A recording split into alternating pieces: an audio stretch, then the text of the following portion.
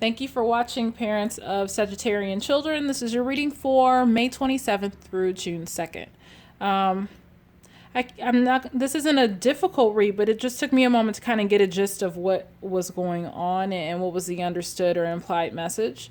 This is a general reading, my interpretation, so things may not fully align with you, and that's perfectly okay. This isn't me knowing it all. This is not me saying that I know it all. I shuffle cards, I get a message based on who I am as an individual, I interpret them. And if it resonates, great. If it doesn't speak to you, then this reading is not for you, and that's okay. Your child is preparing themselves for something. They are focused, they have a mindset, they are, driven, they have a goal, and they are on the starting line just waiting for, the green light or the gun to go off. They are waiting for the go ahead and the signal to start. And it's like they're going to hit the ground running, whatever it is. So your child, and this applies to children of all ages, even if they're infants, maybe they are looking for a signal from you to start walking or start doing something, but they're looking for the encouragement and the affirmation or whatever it is to make that next step in their development, whatever that is and wherever that may be for them. So they have the caribou, which speaks of a cycle of life, which makes sense, rebirth and abundance. And it's in this way, so it's like the card. Anywho, they're standing, they are ready, they are fixed, their gaze is fixed, ready to go. Look at that tail, it's just like, I'm ready. They also have the cat, and you can see that even though the cat is like looking behind them, looking and watching, they're also like focused on what's coming ahead. The cat speaks of independence, magic, abundance. Both the first, the caribou and this card speaks of abundance. So there's definitely an expansion going on for them, which is really awesome. Next, they have the owl. This owl is about to take flight. Oh, there we go. And it symbolizes darkness, liberation, and I'll give you a moment to pause here. But all of these speak energetically of a preparation, a movement, or like a pounced movement, like I'm waiting and then I'm ready to go. The thing that kind of struck me, but it makes sense, is that these cards are in reverse. The Kyanite card, it speaks of like intuition, and it's in reverse. And so I was like, what does that mean? And it's not so much that they are not using their intuition. It's not a bad connotation, but it's almost like they are focused. So they're so laser focused. It's not like an ignoring, but it's like, no, I don't need any more messages. I got what I need to know. I'm about to move forward. And in regards to the Charoite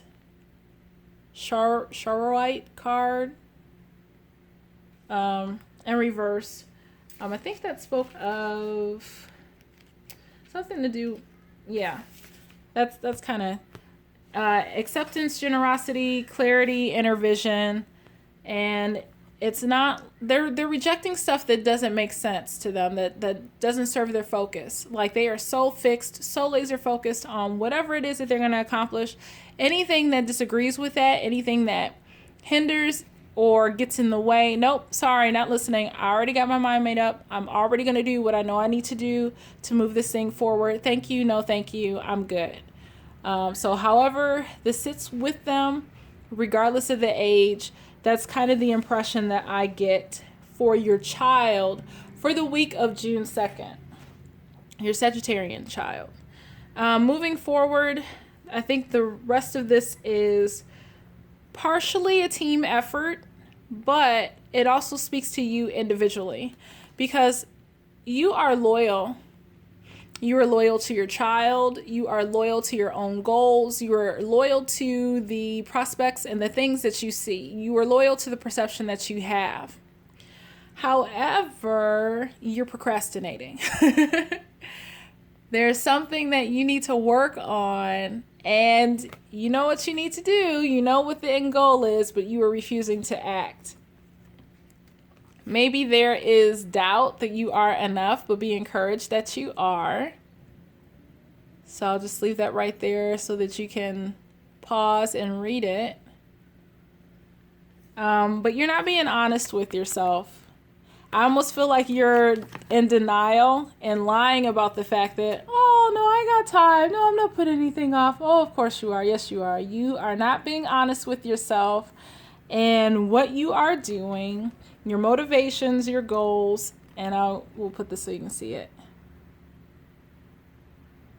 But you're being dishonest with yourself about the progress that you need to make. And let me see, because I just had that. Yeah, you're just being comfortable. You know, you don't feel like doing it. And it's two-part. Maybe you don't believe, but it's also like your actions are contributing to your lack of abundance. So even if you want to be abundant, you dream of big goals, you want, big things, and you're committed to that, your actions are not lining up with what you want. The universe can only give you what you do. The universe can only provide what you put out there. So if you're saying, I want my goals, I want abundance, but you're procrastinating and you're being, again, lazy, well, the universe is like, yeah, we want to give you what you want, but you're showing us that you don't want it because you're not putting forth the effort and the energy. So be mindful of that. You are encouraged to magnify your intentions. Look at those pretty. It's like they're light and darkness. But you're being asked to choose a specific goal to work towards. This is so funny because it confirms that your energy is spread out among too many ideas. Please bring your focus back to the key intention and let your angels help. So that confirms that, there's procrastination, you're being lazy, and you really need to zoom in on what it is that you really, not what you really want, but the actions that need to take place so that you can manifest that. You are one of a kind. No one can do what you can do. And I think perhaps you doubt yourself. So be encouraged because your kid is like, I'm ready. I'm going to do this thing. This is mine. You, on the other hand, are just like, I want it, but I'm not doing what I need to do to make it happen. So, take that into consideration. May that bless you. I think if you really want it, which I know you do, you need to ask yourself, what are you doing to keep you from getting there? And if you don't, if it doesn't happen, what does that look like? How will that make you feel not to reach that goal? How will it make you feel to miss out on that opportunity? And we both know you don't want that. How will that feel for you if it never happens? And that may serve as a hint of motivation and a sense of direction to help you kind of get out of this small and avoidable funk. So may that encourage you. Thank you for watching, and we will see you next week.